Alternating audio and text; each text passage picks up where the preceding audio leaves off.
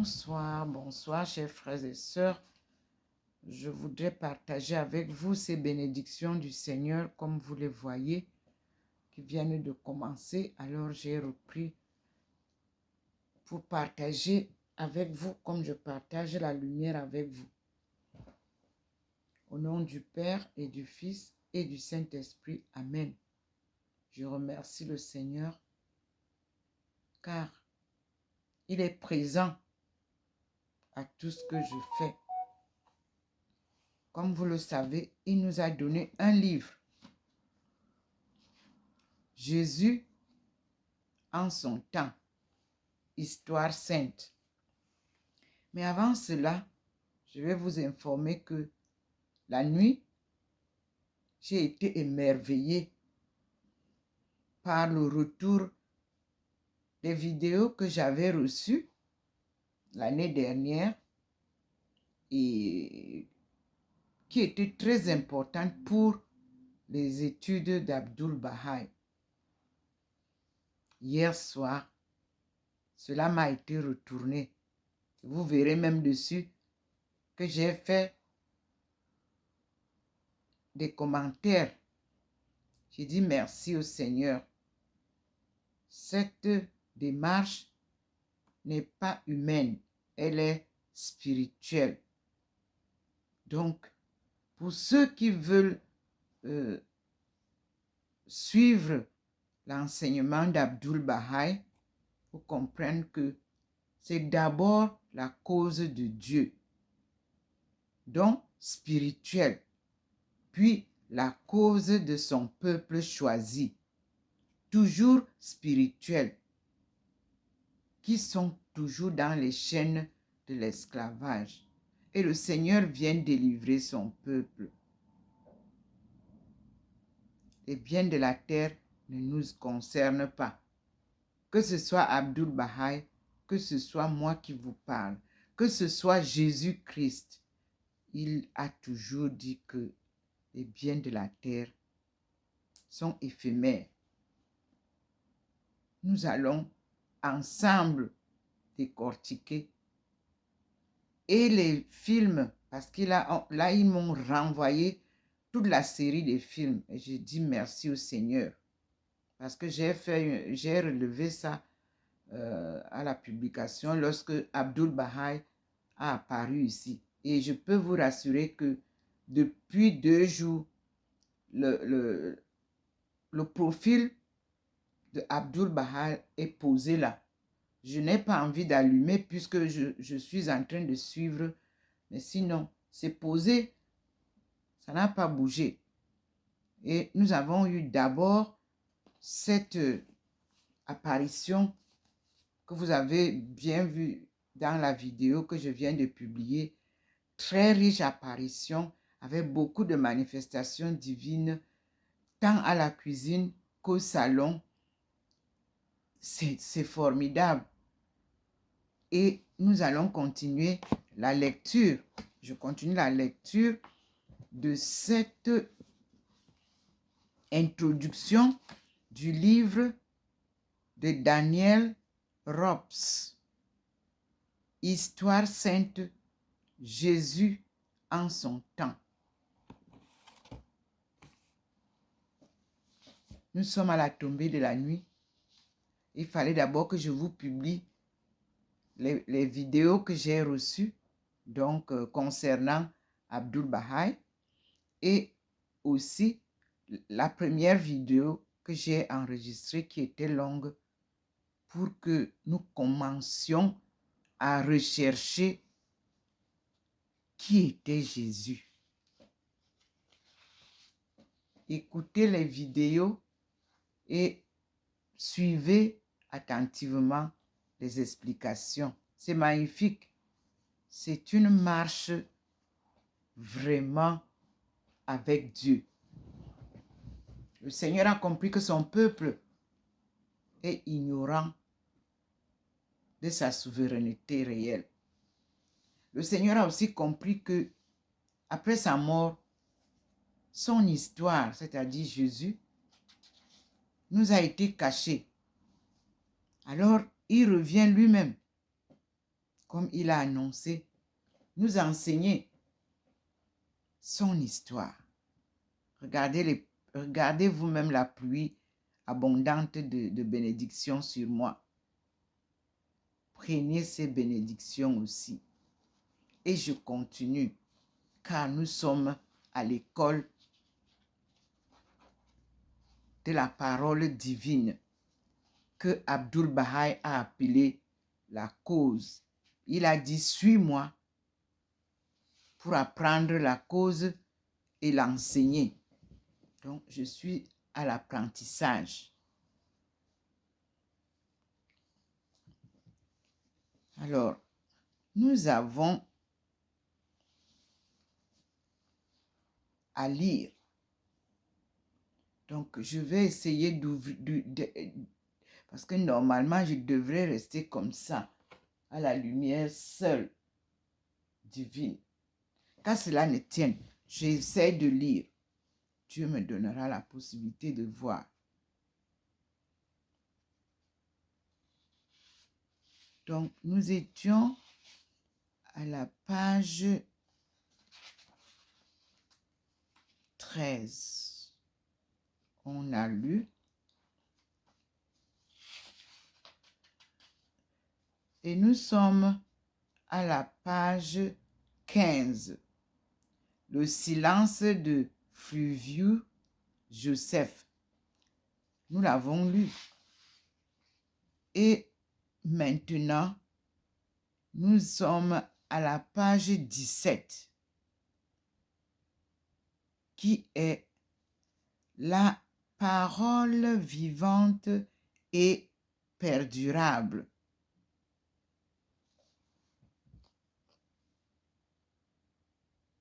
Là, je vais demander au Seigneur la permission d'allumer, d'avoir de la lumière pour pouvoir lire. Donc, je vais prendre la lampe de lecture.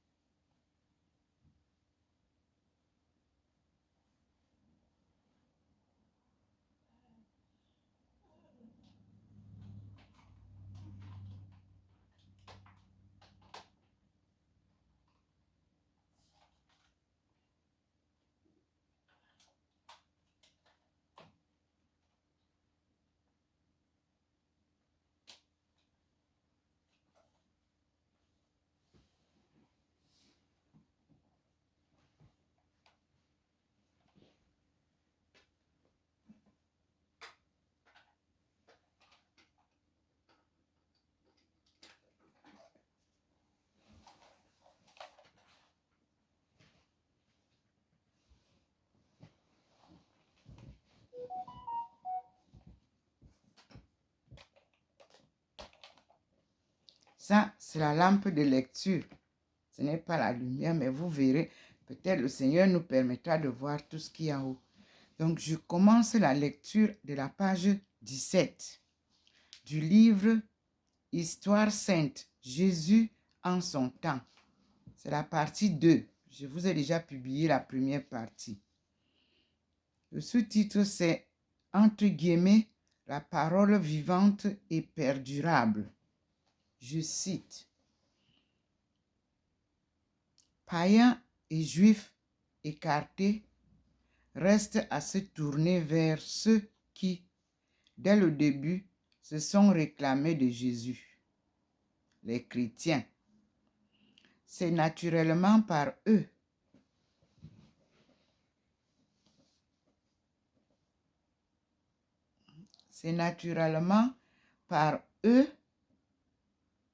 que nous le connaissons le plus totalement et le faisceau de leur témoignage est si solide que des siècles de critiques n'ont pu le dissocier. Cependant, au seuil d'un examen de ces textes, une difficulté se présente. qui ne paraît pas légère à l'homme moderne, habitué depuis sa naissance à ne rien apprendre que par l'imprimé et dans l'imprimé. Chacun de nous se représente toute tradition concernant le Christ sous la forme coutumière de quelques petits livres. Or, il est absolument certain que l'enseignement chrétien le plus ancien dégageait le texte écrit et était rigoureusement oral.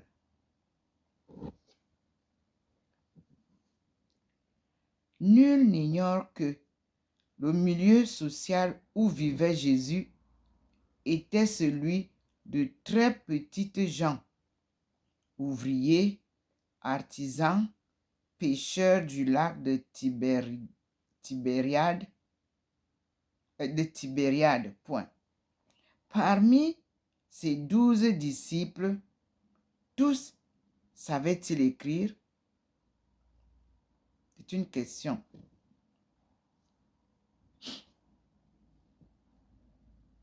Certainement, Lévi, dit Matthieu, le collecteur d'impôts, et Judas, le caissier de la troupe.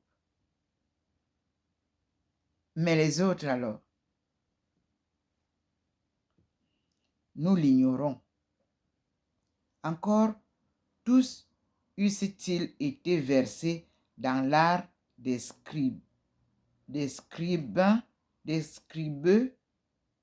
qui n'eussent certainement pas préféré la lettre en verbe. Toute l'habitude des Sémites, si loin qu'on remonte dans l'histoire d'Israël, était inverse. Je cite la citation. Confère Daniel Ropes. Histoire sainte, le peuple de la Bible. Fayard, première édition en 1943, page 77. Deuxième édition, 1945, page 88. Les références à cet ouvrage seront désormais données sous le sigle D majuscule, R majuscule, point P majuscule et B majuscule. Nous continuons notre lecture. C'était une référence à retenir.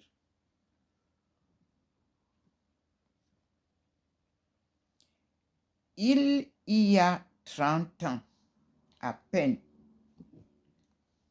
le critique, entre guillemets, libre, Salomos Reinach, dont les erreurs et les assertions tendancieuses ne se comptent pas, déclarait tout net qu'il refusait de, entre guillemets, considérer comme histoire une rédaction des discours de Jésus fondée par les souvenirs d'illettrés. Fermez les guillemets à la ligne. Renan, cependant, était bien mieux su. Renan, cependant, avait bien mieux su envisager la question et depuis lors, de nombreux travaux spécialement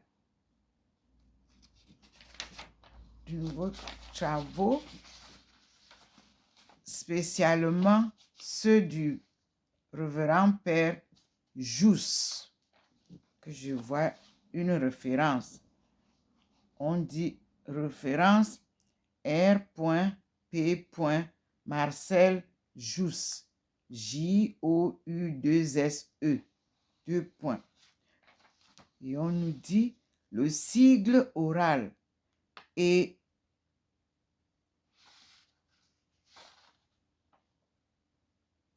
mnémotechnique chez les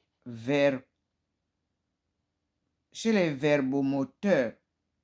Études de psychologie linguistique, Paris 1925. C'était l'année de publication. Nous continuons. Ont achevé de prouver que si les disciples de Jésus n'avaient pas leur certificat d'études, leur témoignage n'en est pas moins digne de foi. Le vieil évêque de Phrygie, Papia, qui, vers l'année 130, invoquait l'autorité de, entre guillemets, la parole vivante et perdurable, fermez les guillemets, avait absolument raison. La mémoire chez les Israélites comme chez les Arabes n'avait rien de commun avec la nôtre, si appauvrie, si sclérosée. Les disciples d'un maître l'écoutaient et retenaient ses paroles, entre guillemets, par cœur. Grâce à un entraînement spécial qu'on imposait à l'enfant dès ses premières études.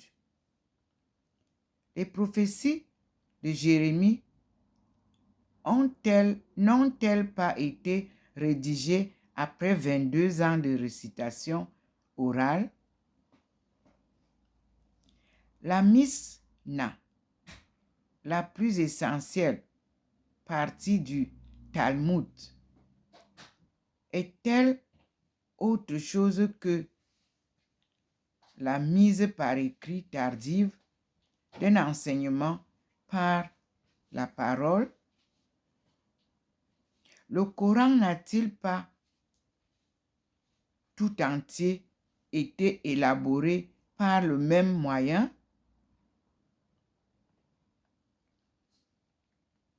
Entre guillemets, un bon disciple, disaient les rabbins juifs, est semblable à une citerne bien maçonnée, d'où ne fuit aucune goutte d'eau. Fermez les guillemets. L'évangile, avant d'être rédigé, fut conservé ainsi, dans les mémoires sans fissure, bien plus intact que nous ne pouvons l'imaginer. Ce art d'apprendre et de retenir, entre guillemets, était lié à un art de parler, entre guillemets, fondé sur le rythme et la mnémotechnie, auquel le corps entier participait par des questions dans l'évangile de Saint Luc, chapitre 7, versets 31 et 32, de ces petits enfants qui, assis sur les places publiques, se répondent les uns aux autres. Deux points, ouvrez les guillemets. Nous avons joué de la flûte et vous n'avez pas dansé. Nous avons joué des traînes et vous n'avez pas sangloté. Fermez la parenthèse, les guillemets. Nous saisissons là un de ces moyens d'aider la mémoire en faisant reprendre les refrains à voix alternée, tout un ensemble de entre guillemets, truc pédagogique était prévu pour aider l'esprit à se souvenir avec précision. L'emploi de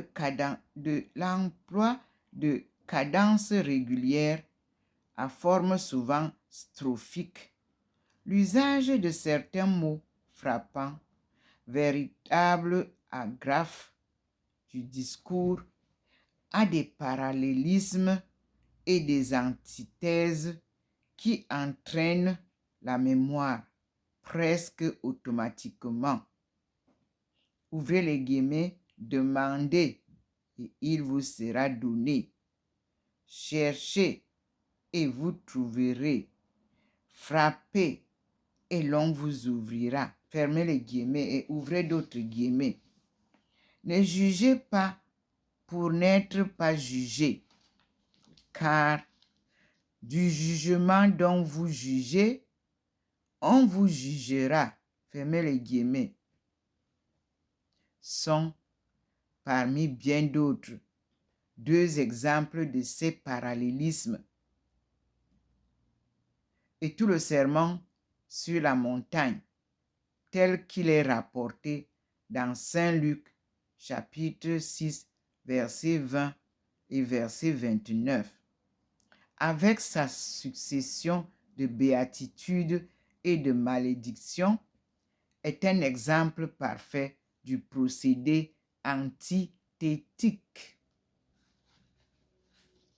Ainsi, par cet entraînement méthodique de la parole et de la mémoire, s'expliqueront la facilité avec laquelle l'homme du peuple, même illettré, pouvait improviser, et aussi la trace évidente d'allusions littéraires dans tous les textes évangéliques. Jésus cite des Écritures très fréquemment et quand la Vierge Marie laisse jaillir son sublime chant de grâce, le Magnificat, les allusions bibliques surgissent en elle avec toute la spontanéité de ces connaissances profondes qui, en nous, font corps avec la conscience.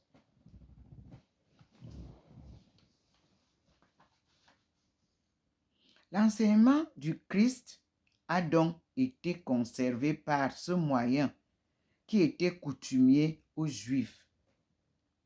Dans l'Évangile, combien les formules qui lui sont attribuées nous arrêtent par la puissance de leur beauté, par l'exactitude de leur style. Elles ont, dit Renan, excellemment, entre guillemets, une espèce d'éclat à la fois doux et terrible, une force divine, si j'ose le dire, qui les détache du contexte et les rend facilement reconnaissables. Fermez les guillemets.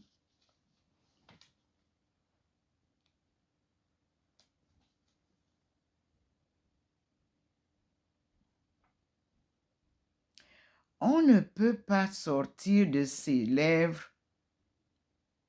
Non, on ne peut pas douter un instant à les lire, que ce soit bien les paroles sorties de ses lèvres. Dans cette tradition orale qui s'est constituée pendant même que Jésus vivait, ces formules frappantes ont dû être conservées plus précieusement que tout.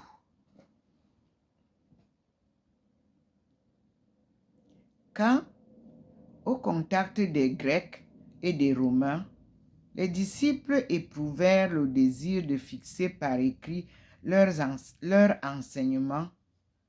Ce sont vraisemblablement les recueillis. Ce sont vraisemblablement des recueils d'aphorismes et de sentences prononcées par Jésus qui constituèrent leur premier livre. On donna forme fixe aux paroles qu'il avait prononcées. Tous les mots du Christ ont-ils passé ces recueils à nos textes traditionnels? Peut-être non. On connaît, en effet, des semblables sentences qui ne figurent pas dans nos évangiles actuels et qui, cependant, ont l'éclat de la parole christique. Par exemple, Saint Paul, dans les Actes des Apôtres, chapitre 20, verset 35, je cite ce mot de Jésus, entre guillemets. Il est plus heureux de donner que de recevoir. Fermez les guillemets. On ne doute pas un instant de son authenticité. On en a retrouvé quelques-uns chez les pères de l'Église et les polémistes des premiers siècles. Je cite, ouvrez les guillemets, « Qui est près de moi est près du feu.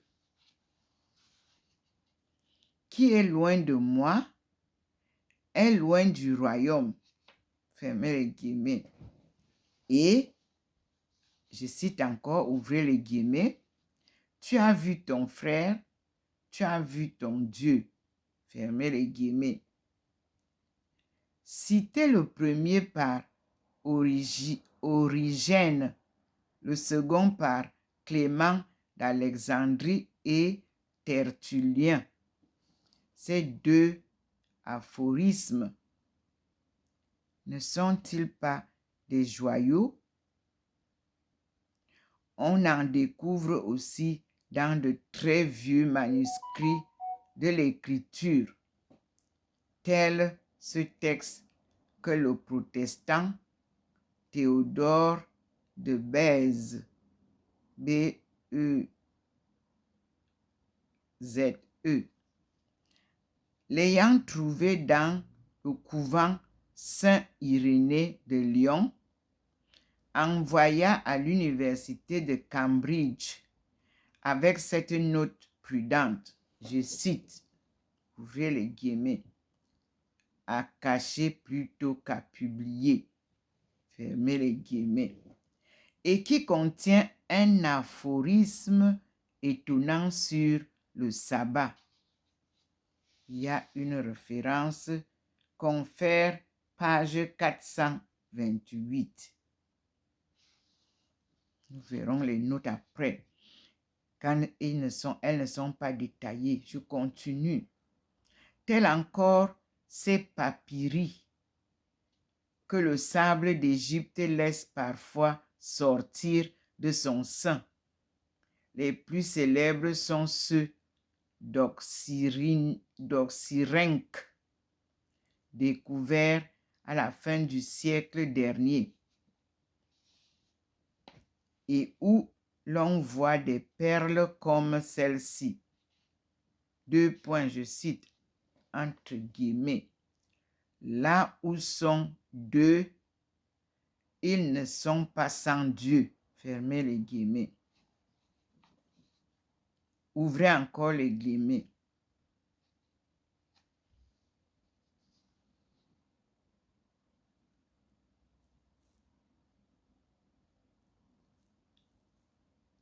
On va d'abord dire, je reprends, « Là où sont deux, ils ne sont pas sans Dieu. » Fermez les guillemets. Puis, entre parenthèses, à rapprocher de Saint Matthieu, chapitre 18, verset 20. Et encore, je cite, ouvrez les guillemets, « Soulève la pierre et tu m'y trouveras. Fends le bois, je suis dedans. » Fermez les guillemets. Ces documents, dira-t-on, n'ajoutent que des détails.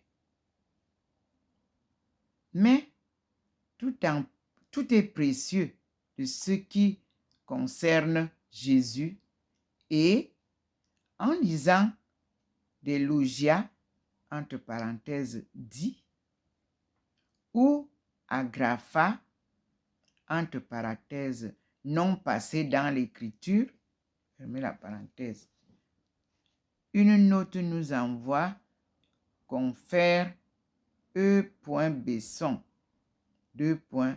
les logia agrapha, Biorel les Rouen, en 1923. Ça a été publié. Nous continuons. Et encore,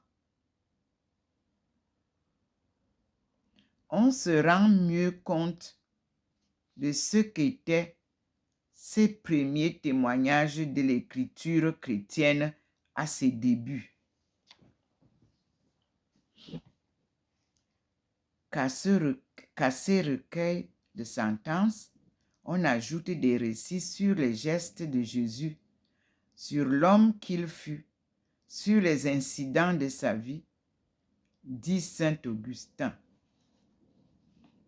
Ouvrez les guillemets et je cite, « Le Christ étant la parole de Dieu, ses actes eux-mêmes sont pour nous parole et enseignement. » Fermez les guillemets. Et l'on aura des sortes de canevas, de mementos plus complets que les propagandistes de la foi nouvelle emporteront avec eux et dont l'existence nous est attestée par une allusion précise de saint Luc au début de son évangile.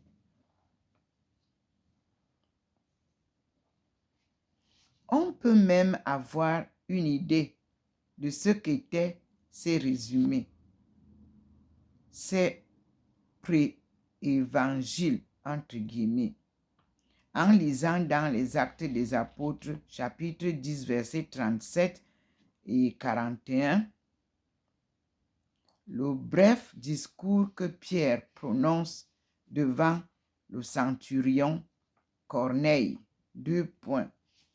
15 lignes très simples, sans effet de style, mais où tout l'essentiel de la doctrine chrétienne est indiqué et où déjà même apparaît cette grande division quadripartite qu'on trouve encore dans l'Évangile. Prédication du baptême et baptême de Jésus.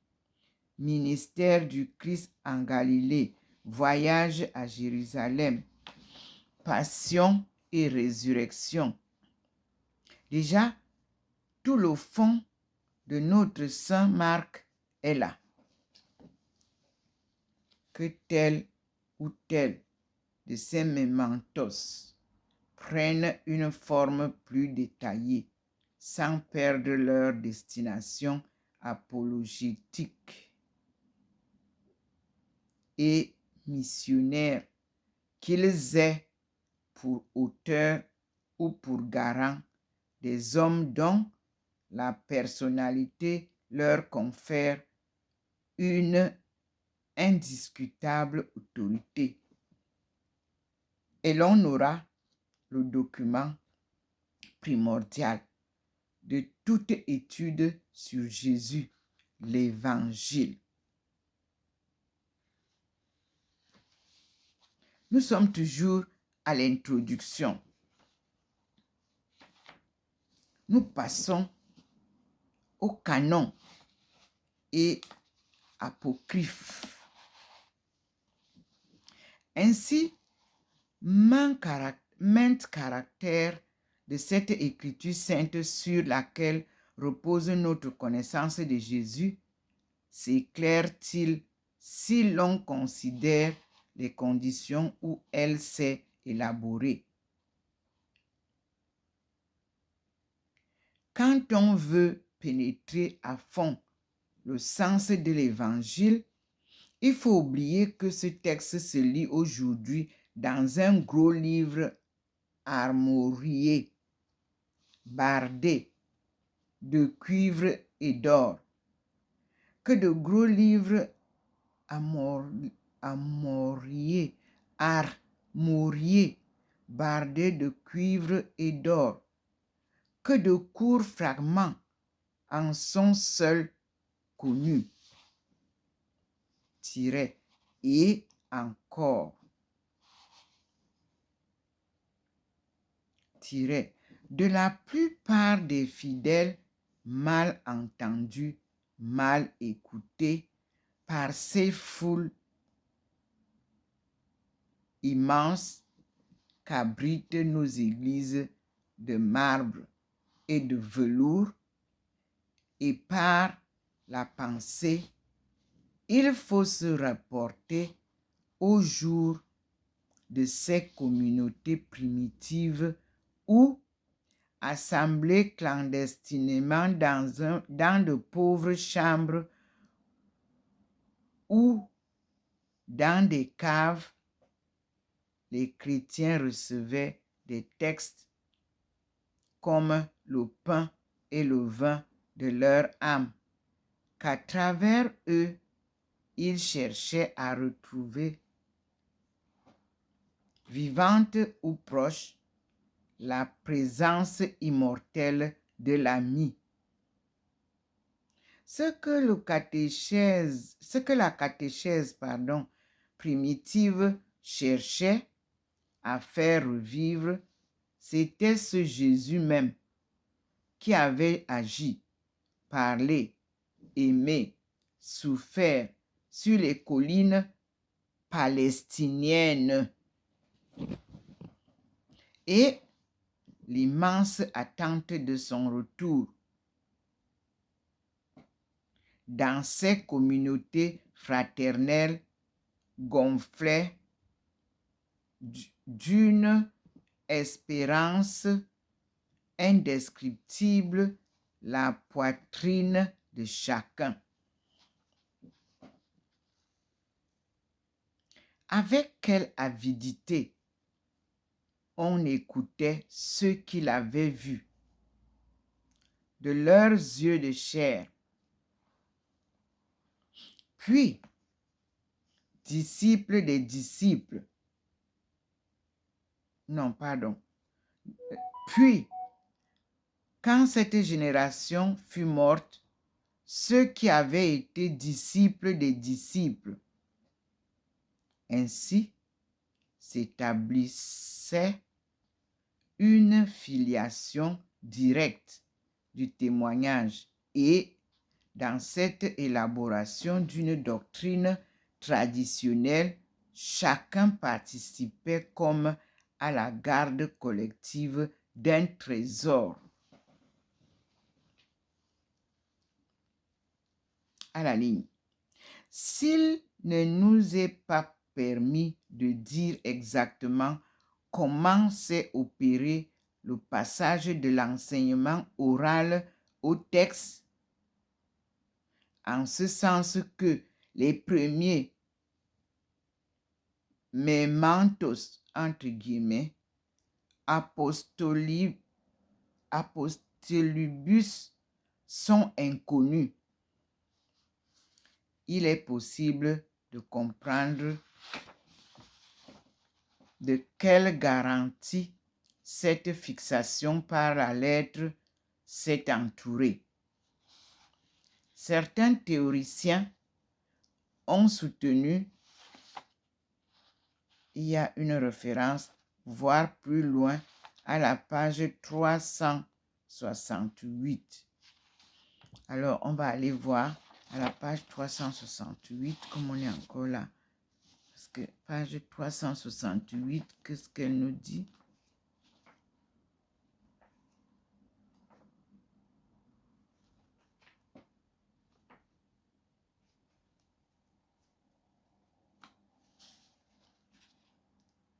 Nous y sommes. À la page 368, la référence nous est donnée. Le texte nous dit: l'elliptique formule apparue mystérieusement. On a souvent élargi le sens hors du contexte où Jésus le prononça. Voici l'interprétation profonde qu'on propose. Voici l'interprétation profonde qu'en propose François Mauriac. François Mauriac. Je cite: la crasse du 19e siècle recouvre le métal éclatant et dur de ces mots. 19 siècles de commentaires lénitifs, d'atténuation. C'est que la vérité ne se regarde pas en face. La vérité littérale de ces paroles dont aucune ne passera. Mais, quoi? Même de celles-là, il nous est donné de mesurer combien elles sont vraies. Lorsque, au cours d'obsèques officielles, nous considérons l'assistance, ces visages rusés, malades, que marque la double usure du temps et des crimes, des chairs macérées, marines dans les vices. Cette foule de corps dont la corruption est plus avancée que celle du mort qu'il encense, du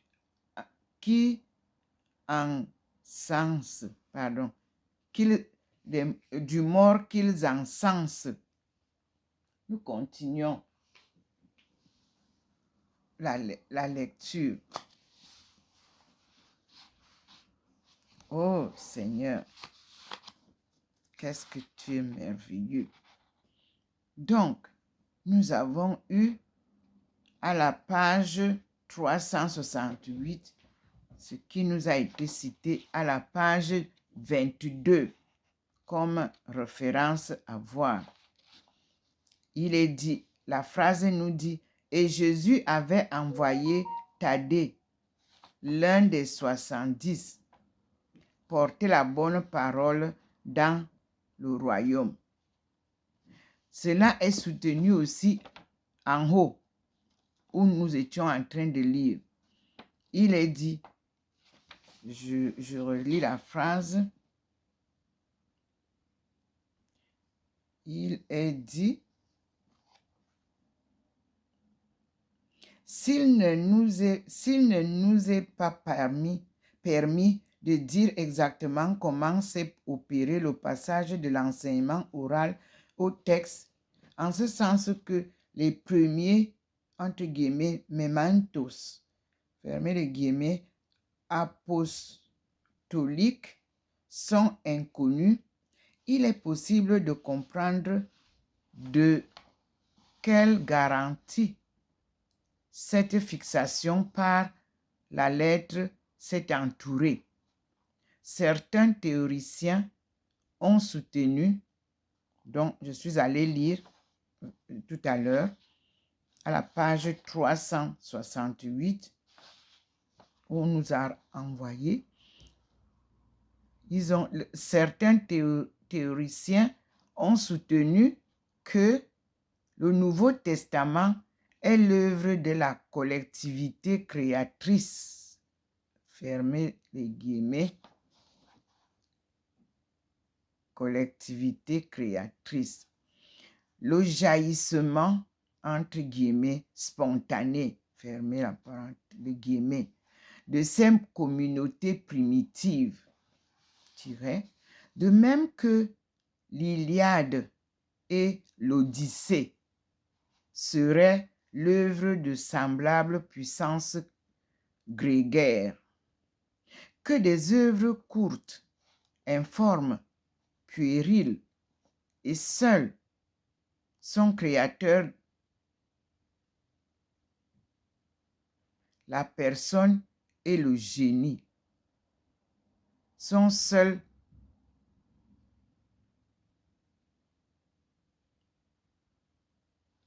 non, et seuls sont créateurs la personne et le génie. Le rôle fondamental de ces communautés fut de conserver, avec une exigence passionnée, la tradition vivante et d'entourer les témoignages donnés par un Marc, un Matthieu, un Luc, un Jean, de cette garantie qui, en fin de compte, n'est rien de moins que celle de l'Église.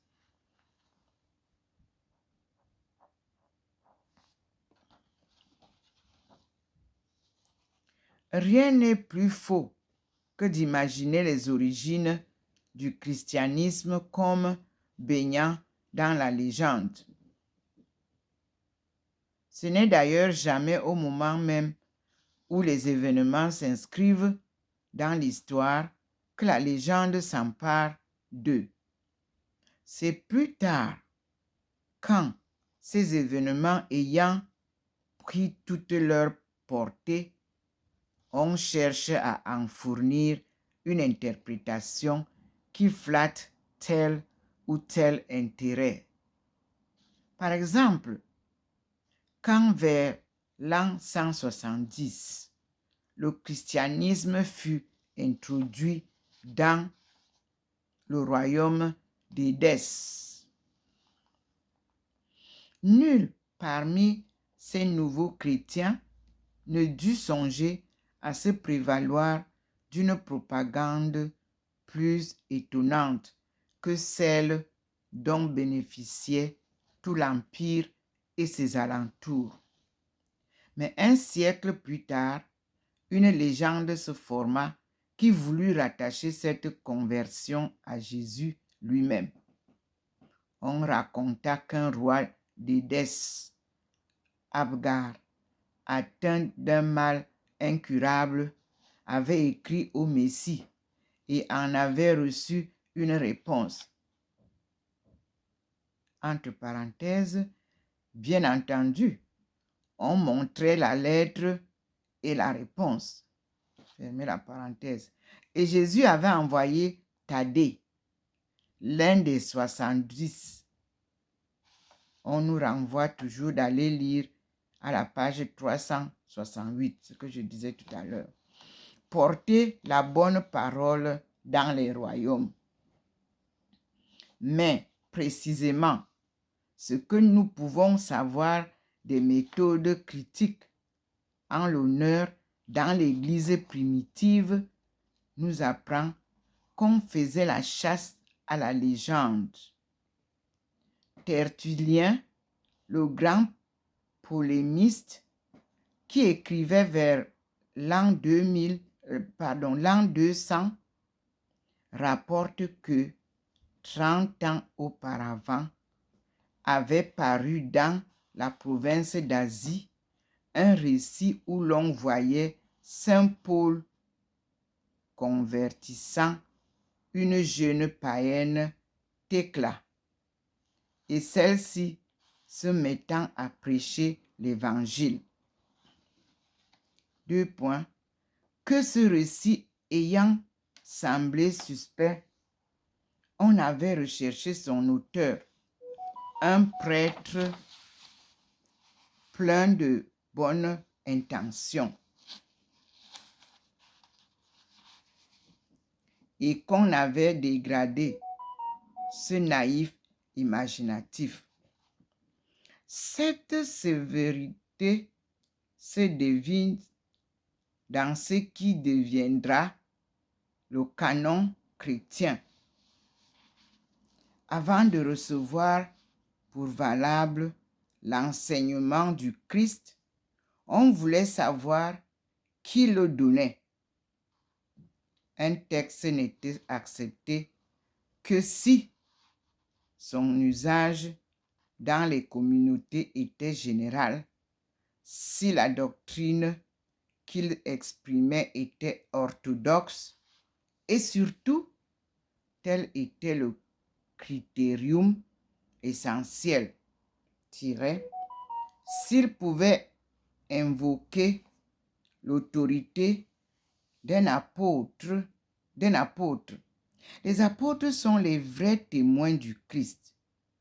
De là, cette formule révélatrice, Évangile de Jésus-Christ selon... C'est par eux, à travers eux, que le Messie s'exprime. Et ce qu'ils disent n'a de sens que par lui. 2 des évangiles seront garantis directement par 2 des 12, Saint Matthieu et Saint Jean. Les 2 autres par l'autorité de Saint Pierre et de Saint Paul, aussi loin qu'on remonte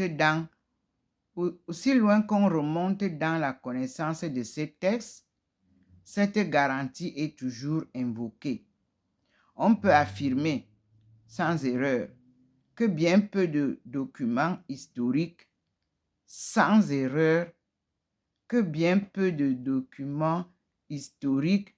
anciens ont bénéficié de tels soins. Je relis pour ne pas vous égarer. On peut affirmer sans erreur que bien peu de documents historiques anciens ont bénéficié de tels soins. À la ligne. Nous pouvons même parfois saisir cet effort critique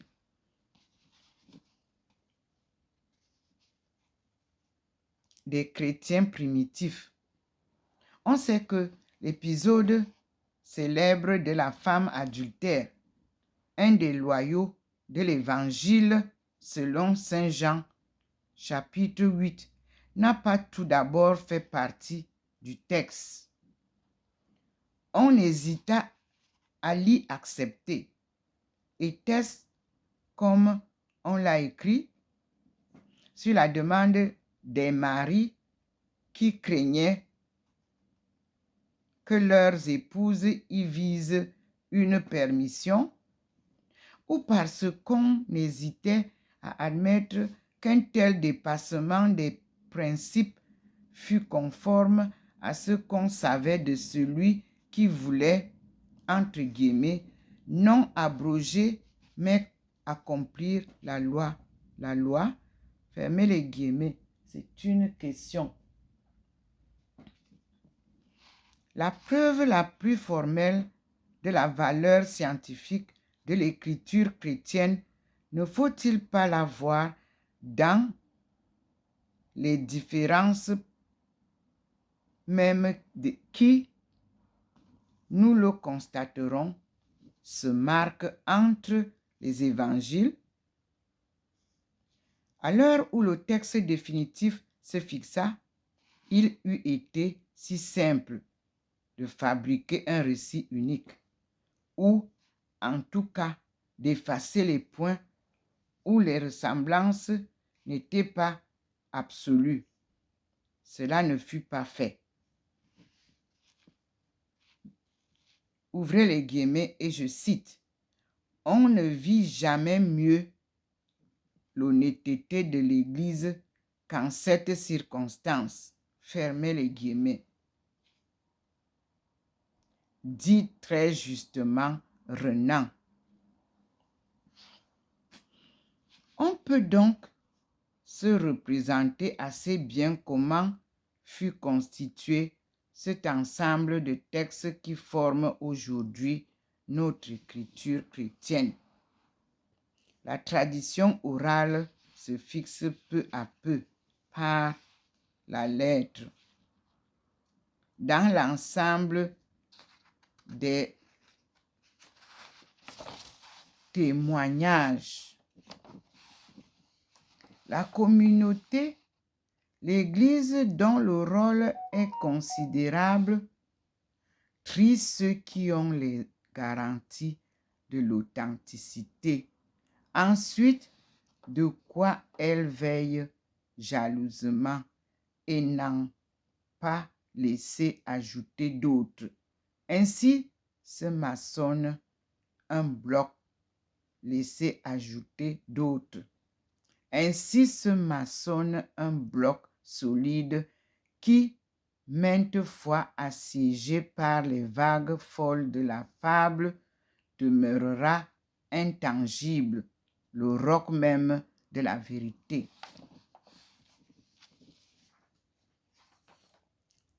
Et Dieu sait, pourtant, quelles furent nombreuses et énormes les tempêtes qui l'assaillirent. Autour de l'Évangile et des textes apostoliques, c'est toute une marée de légendes, de racontars, de documents faux et d'autorités usurpées. On nomme cet ensemble les apocryphes. On nous envoie à la référence.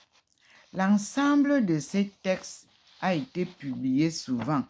Par exemple, dans le dictionnaire des apocryphes de Migne par C.H. Michel et Peters, dans les évangiles apocryphes publiés à Paris en 1911 et 1914. Plus récemment, on a pu lire l'édition magnifiquement critique de l'évangile de Pierre par L. Waganer, entre parenthèses, Paris 1930. Enfin, les éditions Lotusei poursuivent une publication complète de tous ces récits. Nous continuons la lecture. On dit donc que la suite, Saint Jean lui-même ne semblait-il pas leur douter quelque autorité, lui qui assurait à la fin de son évangile, je cite, « Jésus a fait encore beaucoup d'autres choses. Si on les rapportait au détail, je ne pense pas que le monde entier pût contenir les livres qu'il faudrait écrire. Il pose une question. Je continue. Je ferme la parenthèse, les guillemets. Les tenants des apocryphes pouvaient donc prétendre apporter un témoignage valable sur ce que les évangiles ne disent pas. Mais, à les lire, on mesure l'abîme qui les sépare des textes que l'Église a admis. Aucun où l'on ne trouve de ces exagérations manifestes, de ces fautes énormes de tact, qui trahissent l'invention des basses qualités. Saint Jérôme les qualifie de songes morbides. Et Renan avait raison de taxer la plupart d'entre eux de, entre guillemets, plate et puérile amplification. On comprend mal le goût morbide qui lui aussi de certains critiques qui s'appliquent à chercher dans les apocryphes les secrets qu'ils ne croient pas pouvoir trouver dans les Écritures. Nous continuons la lecture. Pourtant, il convient de distinguer dans ce magma certains apocryphes, entre guillemets, semblent avoir été à l'origine des documents admis dans diverses parties de l'Église, qui furent ensuite écartés, soit parce qu'ils étaient incomplets, soit parce qu'ils avaient pu être insensiblement déviés dans une direction suspecte. Tel est l'Évangile selon les Hébreux, que cite Clément, Origène, Eusèbe, Épiphane, que saint Jérôme a connu à la fin du IVe siècle, qu'il déclare très proche de notre saint Matthieu, dont nous ne possédons plus que 3 fragments et qui a certainement été en usage dans les communautés judéo-chrétiennes où l'on ne connaissait pas le grec. Il était écrit en araméen. La preuve en est que l'Esprit Saint y est dit, entre guillemets, mère. Mère qui veut dire la maman. Parce qu'esprit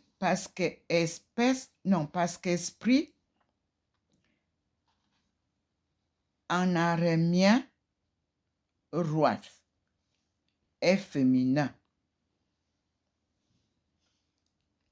Il contenait des éléments excellents, tel ce mot de Jésus, entre guillemets, n'ayant de joie que quand vous regardez votre frère avec amour, fermez les guillemets. Mais aussi des détails bizarres, comme celui du Christ transporté au sommet d'un mont par le Saint-Esprit qui le tient par un seul cheveu. D'autres apocryphes correspondaient sans doute à de moins pures intentions. On en sait beaucoup d'autres.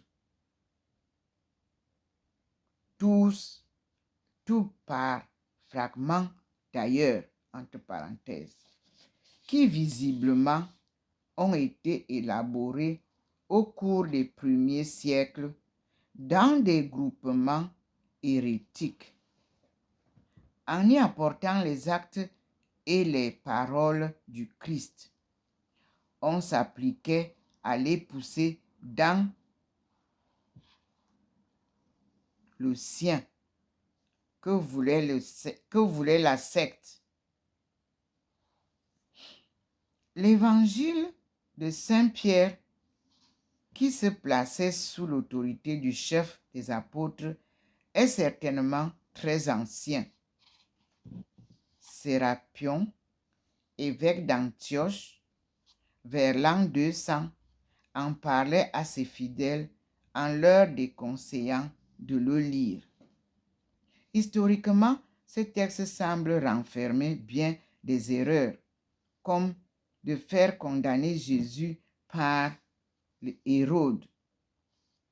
Il est au surplus suspect de diocélisme, c'est-à-dire de hérésie, qui affirme que le Christ ne s'est pas incarné, mais a pris l'apparence du corps humain.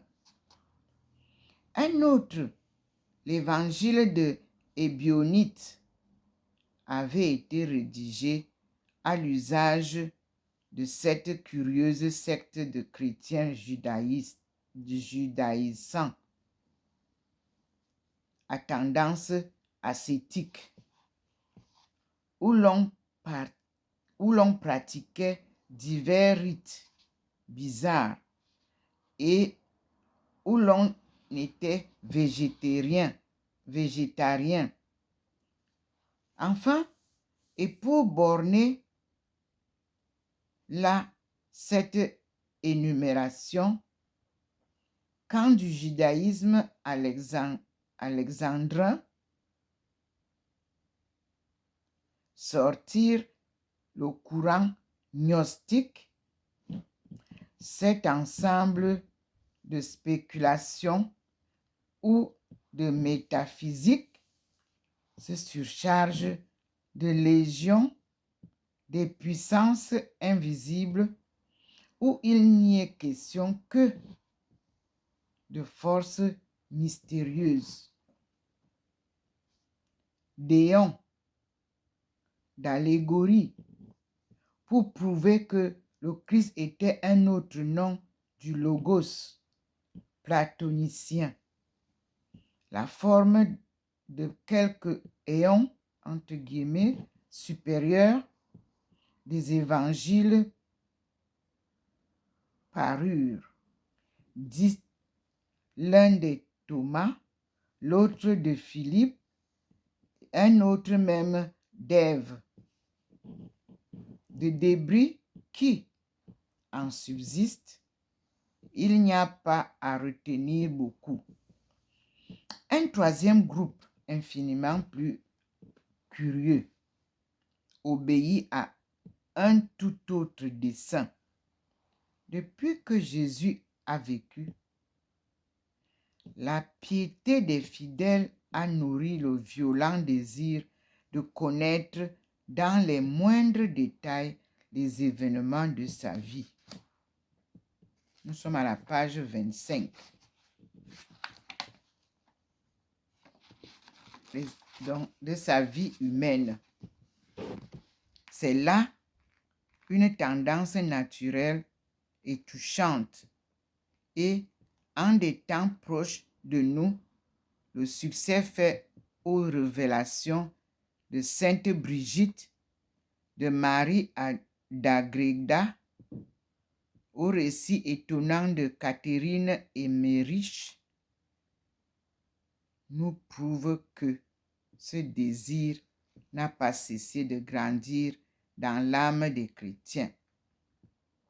C'est cette tendre exigence qui a fait naître les apocryphes fantastiques, nourris de fables qu'on nomme l'évangile de l'enfance, les actes de Pilate ou évangile de Nicodème, le protévangile de Saint Jacques et d'autres.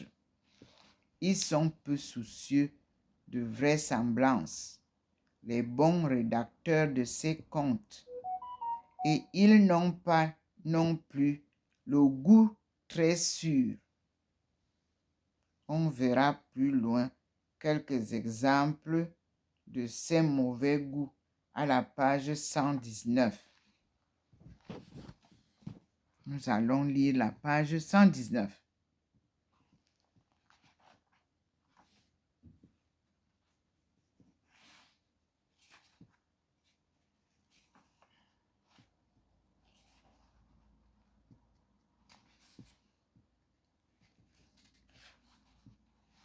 Nous y sommes. Là, c'est la Vierge Mère et l'enfant Dieu. On nous a envoyé donc lire. Et là, nous avons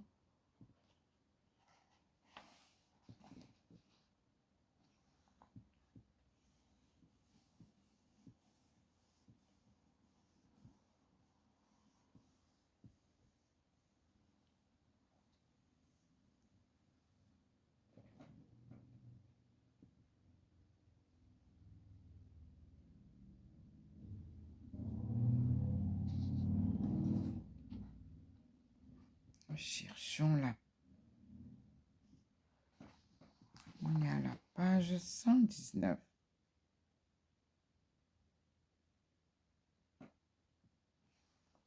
Où est le 1? Il faut être patient.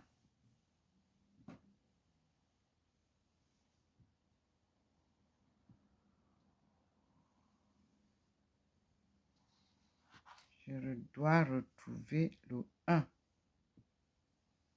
qui me dirige là.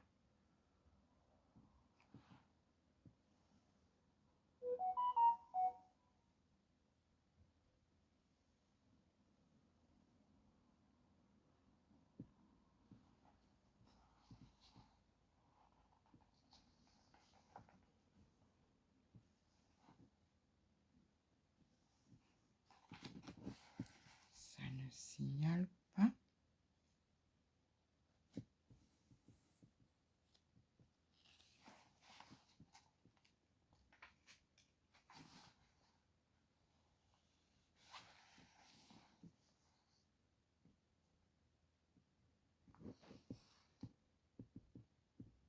Je vois là.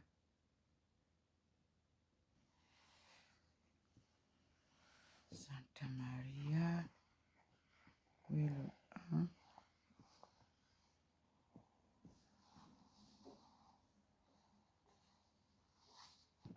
Je ne veux pas m'avancer.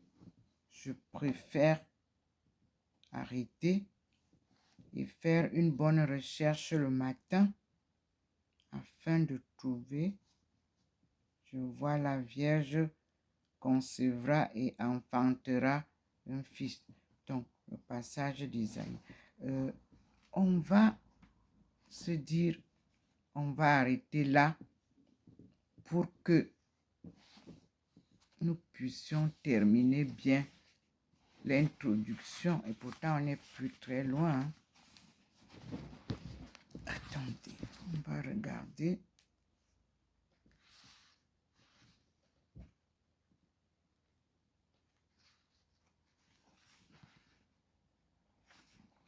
On va s'arrêter là pour que je ne me trompe pas. À cette page où on nous renvoie, il ne faut pas se tromper. À la page 119. Donc, nous sommes à la page 26 dans notre lecture.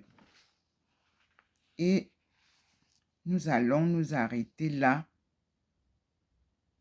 Mais leur foi est incontestablement vive. Et c'est pourquoi le Moyen Âge, époque d'ardeur et de naïveté, les a tant aimés. Donc nous avons lu tout à l'heure l'évangile de l'enfance, les actes de Pilate ou l'évangile de Nicodème, le proté-évangile de Saint Jacques et d'autres. Ils sont peu soucieux des vraisemblances, les bons rédacteurs de ces contes.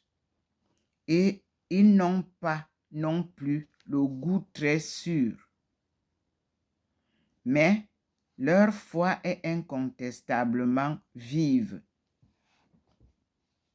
Et c'est pourquoi le Moyen Âge, époque d'ardeur et de naïveté, les a tant aimés.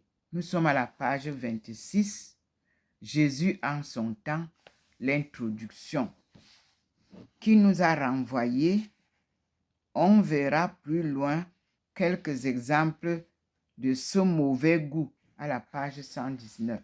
Donc, je m'arrête là et je vais faire la recherche de ce, parce que je n'ai pas vu là où ça me renvoie et je ne continue pas comme ça dans le vide. Il faut être sûr de ce qu'on lit. Je remercie le Seigneur pour ses enseignements parce qu'il nous éclaire pour mieux comprendre ces évangiles qui nous ont été donnés, les 4 évangiles des apôtres. Et nous sommes à la recherche de l'évangile de Jésus-Christ. Parce que les évangiles des apôtres nous disent Évangile de Saint Jean, selon Jésus. Évangile de Marc, selon Jésus.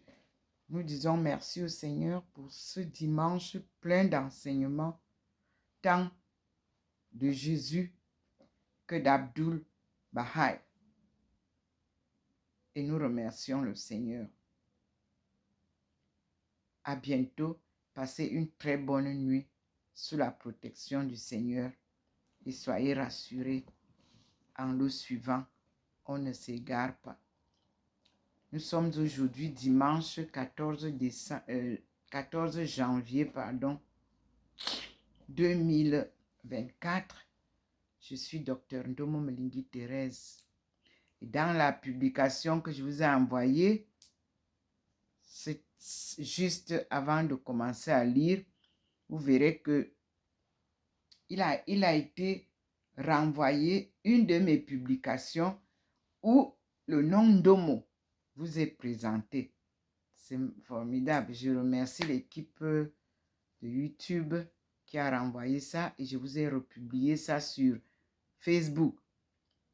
Et je vais aussi publier sur Messenger pour que vous puissiez suivre le nom de Ndomo qui est représenté là-bas au Mali. Merci Seigneur.